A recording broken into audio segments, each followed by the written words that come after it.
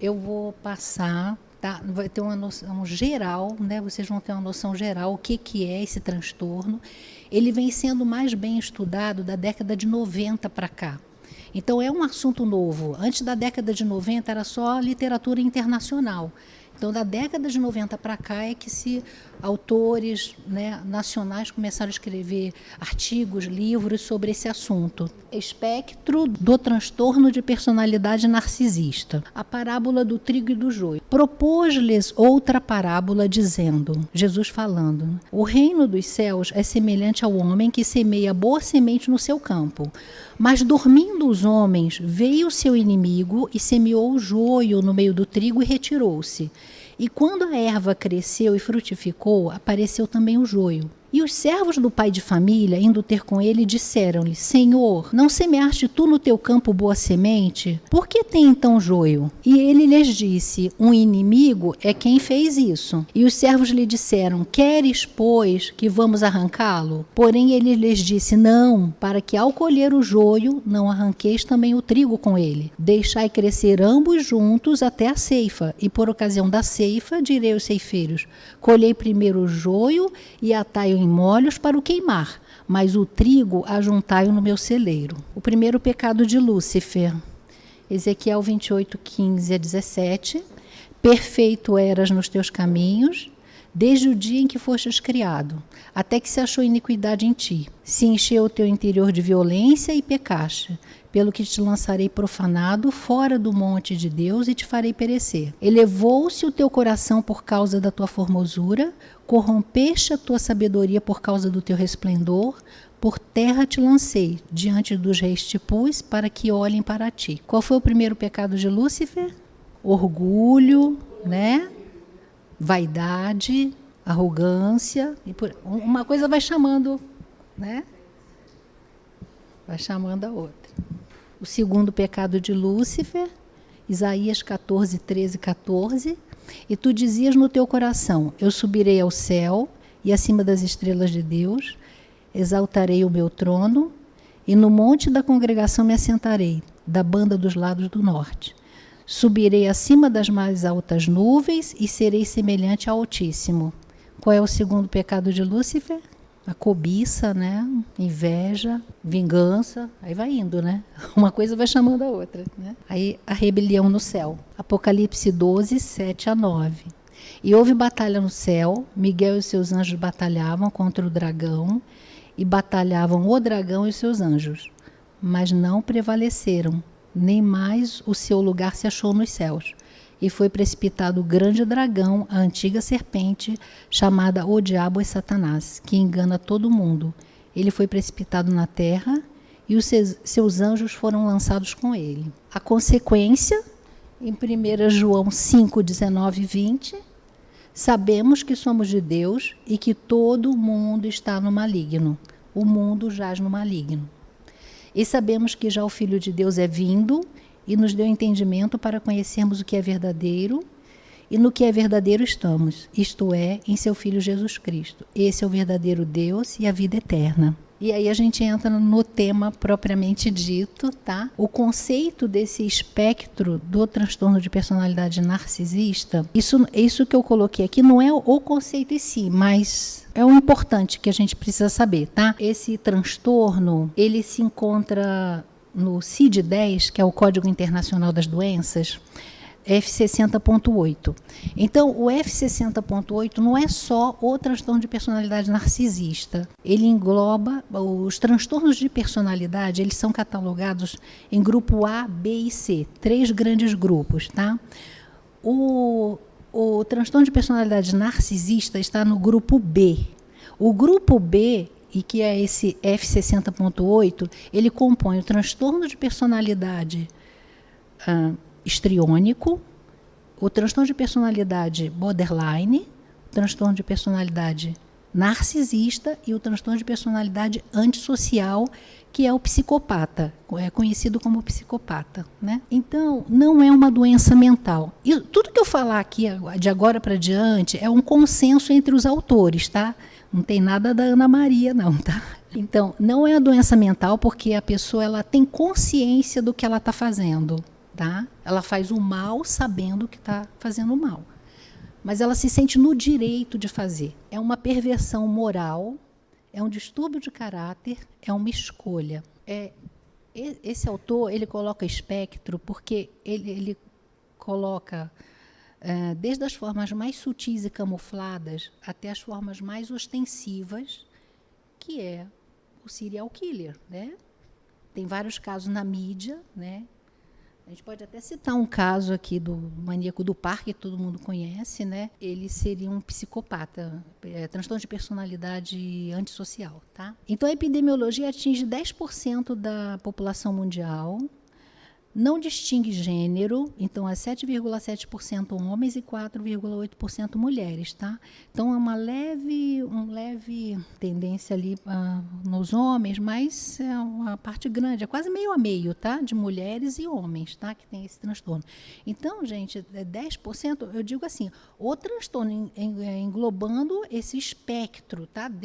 Porque se a gente falar só do psicopata, aí é 1%, tá, da população, mas as formas mais camufladas também fazem o mesmo mal, tá? Às vezes até pior, tá? Eu vou explicar mais para adiante, tá? O diagnóstico só pode ser feito a partir dos 21 anos de idade, quando a personalidade já está totalmente formada. O espectro de acometimento varia das formas mais sutis e camufladas às formas mais ostensivas, como os serial killers. Então vamos lá, João 8,44. Vós tendes por pai ao diabo e quereis satisfazer os desejos de vosso pai. Ele foi homicida desde o princípio e não se firmou na verdade, porque não há verdade nele. Quando ele profere mentira, fala do que lhe é próprio, porque é mentiroso e pai da mentira. E João 10,10, o ladrão não vem senão a roubar, a matar e a destruir. Eu vim para que tenham vida e a tenham com abundância. Então, eu quis ler primeiro isso, porque esses sintomas também, viu, gente? Eu coloquei de uma forma assim, bem fácil, tá, de entender, né? Na realidade, o diagnóstico ele só pode ser feito por um médico, tá? Mesmo da psiquiatra, tá? E o psicólogo também pode fazer o diagnóstico, mas ele tem que ter experiência em transtorno de personalidade, tá? Então não é qualquer terapeuta que consegue fazer esse diagnóstico, tá? Principalmente as formas mais sutis e camufladas, tá? O terapeuta tem que ter experiência nisso. Então vamos lá. O senso de grandiosidade exacerbado, que já foi falado aqui no início, né? A ausência de empatia, tá? Isso daí, a empatia todo ser humano saudável tem condição sente empatia, uns mais, outros menos, tá? A empatia é a capacidade de se colocar no lugar do outro, tá? Eu estou vendo uma pessoa que eu não conheço sofrendo, eu sofro junto com ela, eu sinto o que ela está sentindo, né? E essa é a empatia. O transtornado, tá? Que é das formas mais sutis e camufladas, ele não tem empatia. Eu achei, dos estudos que tem, e dos artigos publicados, esse que eu achei de Paul Babick e Robert Hare, tá? Eles fizeram o diagnóstico, tá, de transtornados de personalidade. Então colocaram para pessoas saudáveis primeiro, para visualizar figuras, tá, gravuras de pessoas sofrendo. Então, numa pessoa saudável, então vai ver a pessoa sofrendo, e aí no estudo de ressonância magnética funcional se verificou que a área, quando se vê essas imagens que faz a gente sentir compaixão, são ativadas a área das emoções, que é o sistema límbico, tá? Depois eu posso até mostrar a gravura, se os irmãos tiverem interesse, tá? Quando você coloca o transtornado para ver a mesma figura, que na pessoa saudável ativa o sistema límbico ali, que é o sistema das emoções. Eu estou falando de uma forma bem simples, tá, gente? As áreas que são ativadas quando os transtornados veem essas imagens são outras áreas. A área da linguagem, tá? A área de Broca, a área da lobo frontal, que é o raciocínio lógico, tá? Então, o que acontece, eles não têm o sentimento. Eles até podem fazer uma cara, tá? Né? De que está sentindo, pode falar palavras que está sentindo, né? Mas ele não sente. Tá? Então, quando eu estava pensando sobre isso, gente, né, são 10% da população, né? E isso me chamou a atenção e imagina o que acontece, a pessoa não tem o sentimento. Ela até parece que tem, porque ela mimetiza, ela convive com as pessoas saudáveis que têm sentimento, ela sabe como uma pessoa com sentimento, como é que faz, né? E então, o que ela faz, a resposta que ela faz, ela, né, consegue demonstrar com palavras, com expressões, tá? Mas lá dentro não está sentindo, tá? Então, o que acontece com essa pessoa? Ela mente, isola a vítima, tá? Então, das formas mais camufladas, gente, ó, como a gente falou anteriormente, são 10% da população. Então, a cada 10 pessoas que a gente conhece, uma tem esse transtorno. Então, todos nós já tivemos contato com alguma pessoa assim, tá? E está em todo lugar. Pode estar na família, pode estar no trabalho, né? Pode ser uma mãe, pode ser um pai, pode ser um irmão, pode ser um filho, pode estar na igreja, tá? Pode ser o pastor da igreja, pode, tá? Não tem local para aparecer, né? Então, o que acontece? Quem sofre nas formas mais camufladas são os conviventes íntimos dessa pessoa. Porque o narcisista, quando eu falar o narcisista, é o A, tá? Sempre assim, tá, gente? Quando eu falar o, já está falando que é o A, já sabe que é meio a meio, né? Então, o que acontece assim, é o convivente íntimo dessa pessoa. Da porta de casa para fora, ele vai ter a fachada. Pessoa exemplar, né? Sabe como se comportar de forma perfeita, né? E da porta para dentro, quem vai sofrer são os conviventes íntimos, tá? Então, o que vai acontecer com a vítima? O narcisista mente, isola, controla, confunde, intimida, ameaça, agride, e agressão em todos os níveis, tá? Pode ser o psicoterror, né? Tratamento de silêncio, gaslighting, a gente pode falar isso mais tarde, tá? E agressão física também. O abuso pode ser de todo tipo também, físico, psicoemocional, que é o psicoterror, que esse autor fala, né? E físico também, né? E sexual também pode ser. Ele domina, desqualifica, deprecia, invalida, difama, calunia, triangula, manipula, expolia, explora, usurpa, adoece, aniquila, descarta ou destrói as vítimas, tá? Esse autor, ele usa eu gostei, eu coloquei essa figura aqui que eu achei né, que a gente vai entender bem, né, o tridente maligno fincado na vítima, tá? O tridente é a dependência, o medo e o isolamento, tá? A dependência plantada na mente da vítima, formoseada como se fosse amor e preocupação, né? O medo é intimidação, ameaças, agressão física e psicoemocional, que é o psicoterror, né, que o Dr. Mendonça coloca no livro dele. O isolamento, essa é a fala do narcisista, o Dá, né? O mundo está cheio de predadores. Se a nossa relação não é perfeita, imagine lá fora.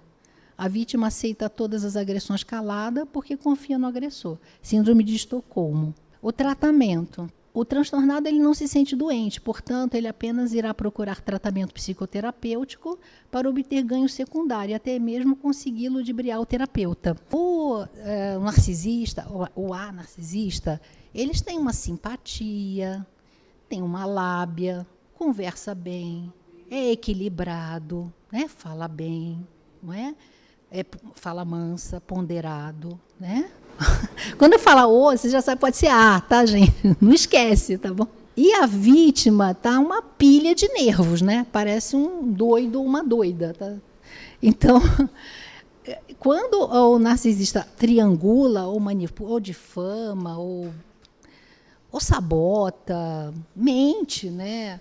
Então, como o narcisista ele né, tá tranquilo, fala bem, equilibrado, fica fácil a pessoa acreditar no narcisista, porque a vítima está uma pilha de nervos, né? Não sabe nem quem ela é, ou ele é. não sabe nem por que sofre, tá? Porque para a pessoa que ama o outro, aquilo ali é assim, o abuso é normal, né? É normal, é a forma de amar dessa pessoa é assim, né? Difama, calunia, né? Usurpa, sabota e etc, né? E agressões, né? Que a gente já falou aqui, né? Então, na terapia, se ele for, porque ele não se sente doente, né? Então, se for, vai ser para ter ganho secundário, tá? Ou porque, vamos supor que é o cônjuge, por exemplo, está ameaçando se divorciar, então ele vai, porque senão vai perder o substrato, né? Quem ele está vampirizando, ou ela, né? Está vampirizando, então ele finge que então tá, vou me tratar e vai. Mas chegando lá, ele consegue convencer o terapeuta que ele é a vítima e que é a vítima que está uma pilha de nervo, é que é a doente, a louca, ou louco, né? E esse transtorno só vem sendo bem estudado a partir da década de 90, portanto, não são todos os terapeutas que possuem conhecimento especializado sobre o tema. Eu comecei a falar sobre o diagnóstico, né? Ele tem que ser feito por um psiquiatra. São 9 critérios, e a pessoa, o transtornado, ele tem que preencher pelo menos 5 dos 9 critérios, tá? Então, por isso tem que ser feito por um médico, tá? É muito comum a gente falar assim, fulano é narcisista, né? Mas isso aí é uma leviandade da gente falar isso, tá? Por isso que eu quis falar sobre a parábola, comparar com a parábola, porque a gente realmente não pode julgar. Então, já que não tem tratamento, tá? Sobra prevenção. Aí eu queria dizer que a divulgação do conhecimento à população em geral sobre esse transtorno, que é o que a gente está fazendo agora, tá? E o suporte psicoterapêutico especializado às vítimas. Esse autor, ele fala que os consultórios estão cheios de pessoas vítimas, né? Porque o narcisista não vai estar lá se tratando, porque ele não se sente doente. Ele se sente perfeito, completo e acabado. Então, ele nunca vai procurar tratamento, ele vai dizer que o doente é o outro. E o que a Bíblia tem a nos dizer sobre esse assunto? Tá? Em 1 Pedro 5, de 8 a 10, sede sóbrios, vigiai, porque o diabo, o vosso adversário, anda em derredor, bramando como leão, buscando a quem possa tragar. Ao qual resisti firmes na fé, sabendo que as mesmas aflições se cumprem entre os vossos irmãos no mundo. E o Deus de toda graça, que em Cristo Jesus vos chamou à sua eterna glória, depois de haverdes padecido um pouco, ele mesmo vos aperfeiçoará, confirmará, fortificará e fortalecerá. Em Tiago 4, 7, 11 e 12, sujeitai-vos, pois, a Deus, resisti ao diabo, e ele fugirá de vós. Irmãos, não faleis mal um dos outros.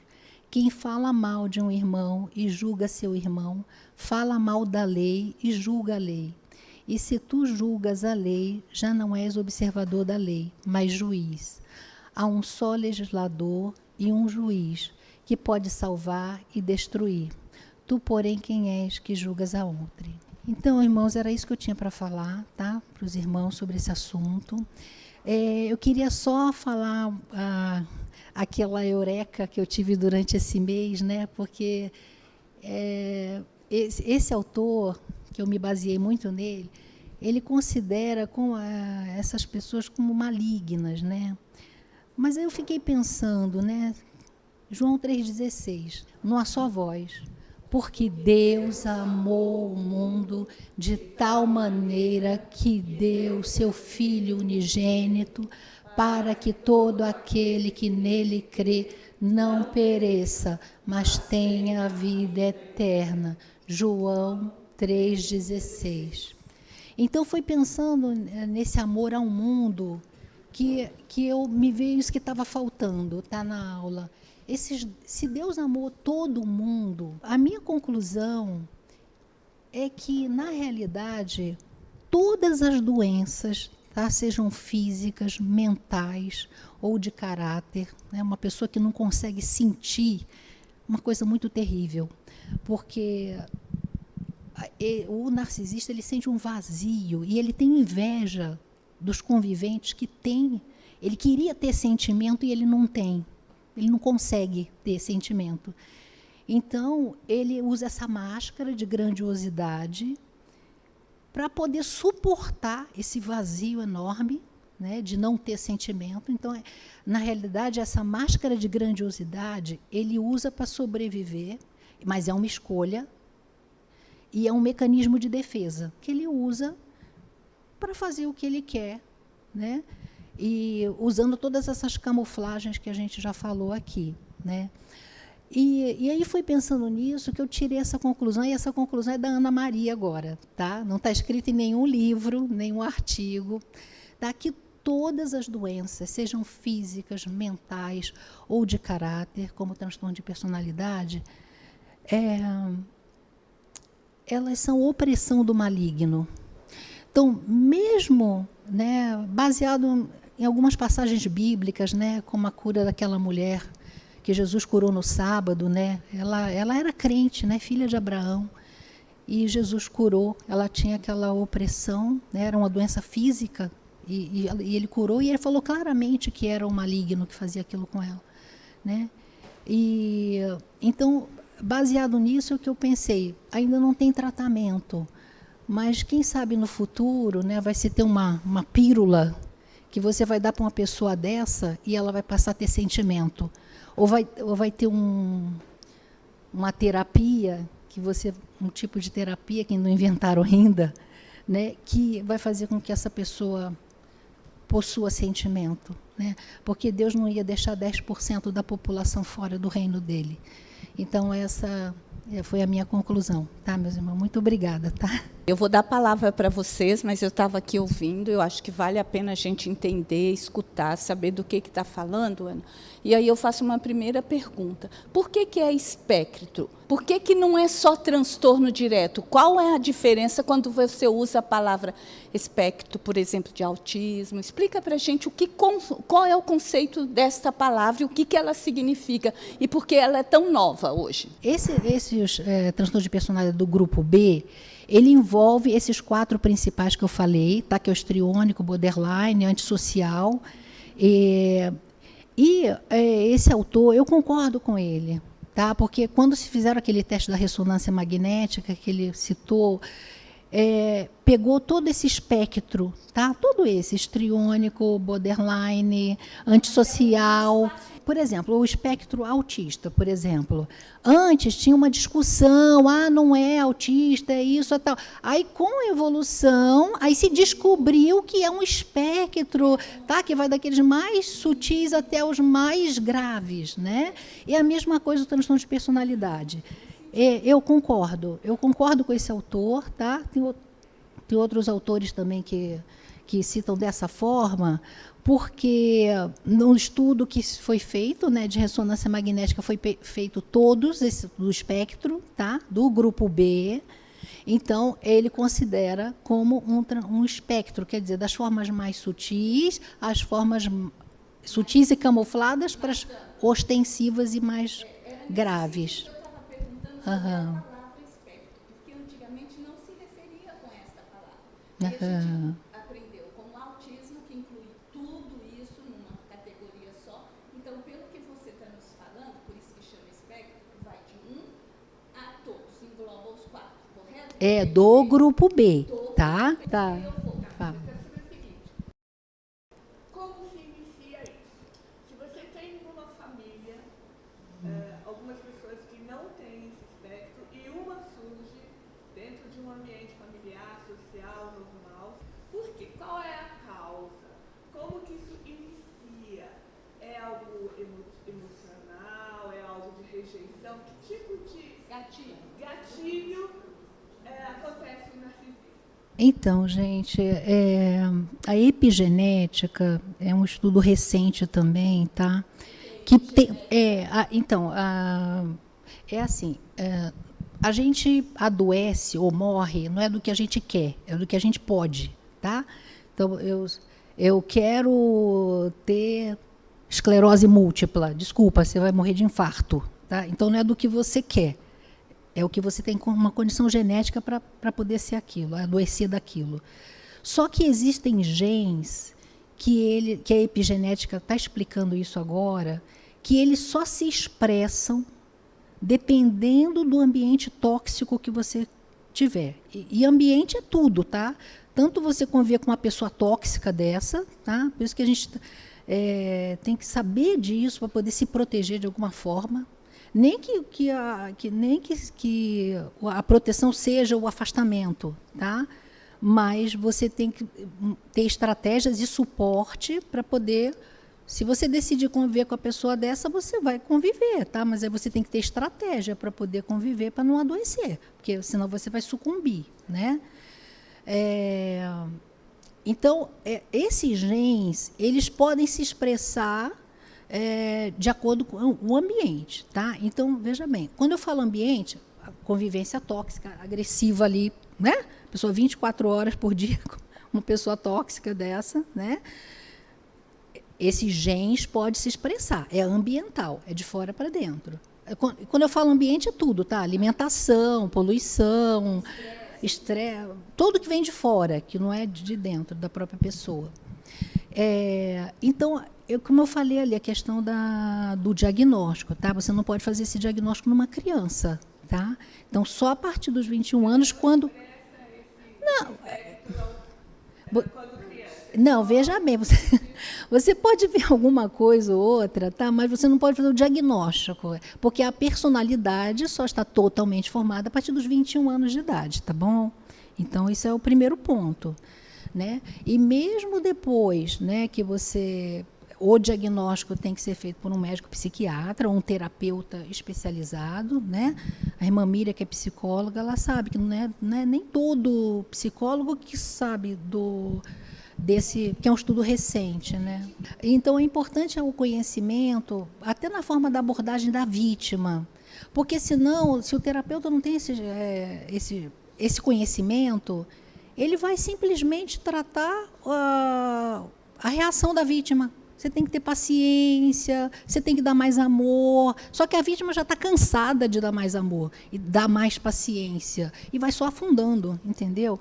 Então, o tipo de abordagem é diferente. E tem já alguns terapeutas já dando suporte. Quando você falou que é um médico que dá o diagnóstico, que ele tem uma tabela que vai dizendo, ele preenche isso. Eu queria que você desse exemplos de situações em que ele vai acompanhando para ver se ele se enquadra no diagnóstico. O senso de grandiosidade é um deles, tá bom? É muito complexo, até porque, veja bem, o narcisista, ele mente, ele triangula, tá? Faz aquela...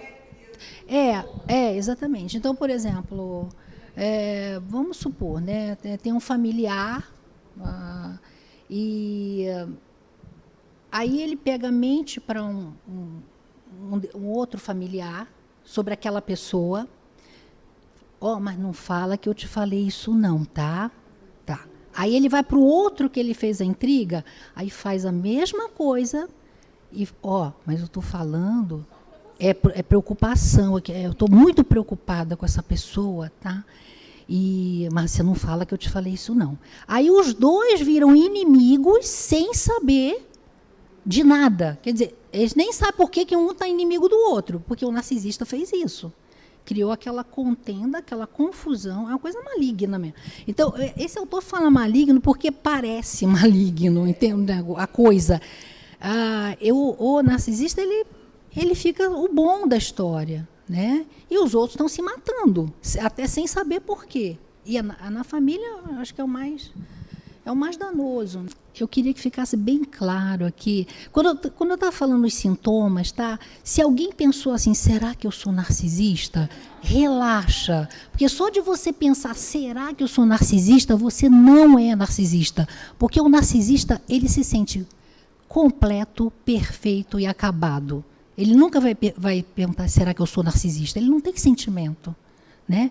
Então, isso já é um sintoma. Tá? O doutor Mendonça fala isso no livro dele, né?